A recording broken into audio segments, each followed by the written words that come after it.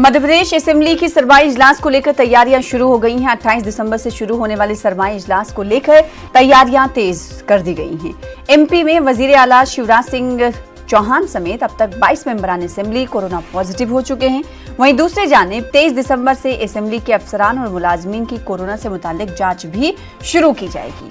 Assembly protem speaker Rameshwar Sharma, वजीर assembly उमूर doctor Narottam Mishra और कांग्रेस लीडर पी शर्मा के साथ असेंबली के सरमाई इजलास की तैयारियों का जायजा लिया गया।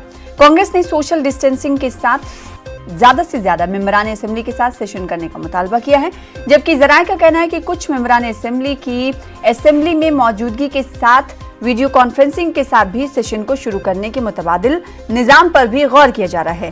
असेंबली सेशन में 28 नए अरकान असेंबली को हलफ दिलाने के साथ असेंबली स्पीकर, नायब स्पीकर, मजहबी आजादी बिल और सप्लीमेंट्री बजट के साथ दूसरे उमूर असेंबली में अंजाम दिए जाएंगे।